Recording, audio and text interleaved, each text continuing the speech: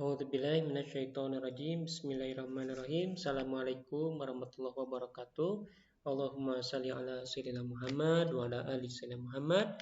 Bertemu lagi dengan saya ya, Pak Saifuddin. Kita akan lanjutkan pembahasan irisan kerucut kita sekarang mengenai persamaan garis singgung elips ya.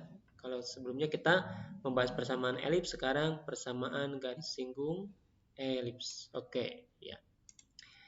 Persamaan garis singgung elips. Nah, garis-garis di sekitaran elips itu ada 3 kedudukan ya terhadap elips. Kedudukannya bagaimana? Yang pertama ada garis yang memotong elips ya, pastinya di 2 titik ya. Kemudian ada garis yang hanya memotong elips di 1 titik atau disebut dengan menyinggung. Ada lagi garis yang sama sekali tidak memotong elips.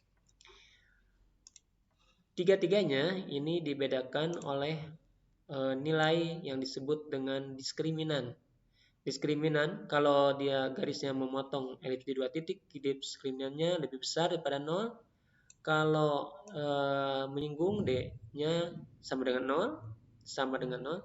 Kalau tidak menyinggung ini lebih kecil daripada 0. Seperti dulu kita membahas persamaan kuadrat, ini mempergunakan diskriminan ya. Diskriminan ini dia mempunyai rumus yang sama ya. Rumusnya adalah B kuadrat min 4AC. Ya, belum masih ingat ya? Rumusnya seperti itu. Nah, bagaimanakah cara menentukan diskriminannya? Maka kita harus membuat persamaan kuadrat dari mana? Dari persamaan garis singgung si garis, persamaan garis ya.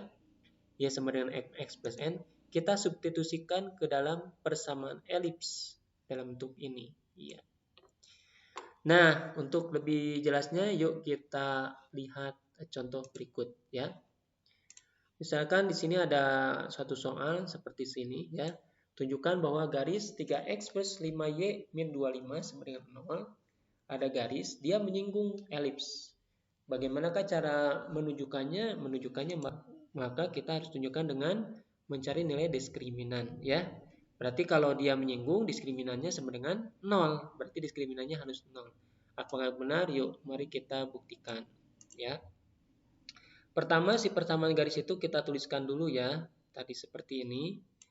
Oke, nah kemudian kita bentuk si persamaan garisnya seperti yang di teori. Jadi kita bikin dulu, ya kita pindahkan ke ruas kanan dulu ya. 3x dan 25-nya. Sehingga min 3x ditambah 25 ya. Min jadi plus jadi min. Nah, kemudian setelah itu kita bikin hanya y saja. Jadi 5-nya pindahkan menjadi pembagi ya. Min 3 per 5. 25 juga dibagi 5 ya. Jadinya y sama dengan min 3x plus 5 gitu ya, seperti ini. Nah, kemudian selanjutnya karena diskriminan itu didapatkan dari persamaan kuadrat, maka si elipsnya juga kita robah bentuknya ke dalam persamaan kuadrat ya. Jadi kan awalnya seperti ini ya, seperti ini. Kita kalikan dulu dengan 400 ya. Gunanya apa? 400 ini didapatkan dari perkalian 25 dikali 16. Itu 400. Jadi sekarang kesemuanya kita kalikan dengan 400. Nah, apa yang terjadi? Jadi 25-nya jadi 400 bagi 25 jadinya 16 ya. 400 bagi 25 16. Kemudian 400 dibagi 16 25. Gitu ya, seperti itu. Kemudian 1 kali 400 jadinya 400. Kita tuliskan ini sebagai persamaan 2. Jadi yang tadi ini tuliskan sebagai persamaan 1. Gitu ya. Nah, maka kemudian kita substitusikan persamaan 1 ke persamaan 2. Kita substitusikan dengan cara y kuadrat. Nah, y kuadratnya kita ganti dengan y dari persamaan garis tadi ya. Oke, nah sehingga jadinya kita substitusikan jadinya 16x tetap 25. Y kuadratnya kita ganti dengan min 3 per 5x ditambah 5 kuadrat ya, sama dengan 400 gitu ya.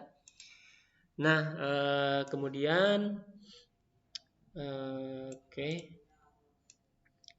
Jadinya 16x kuadrat ditambah 25.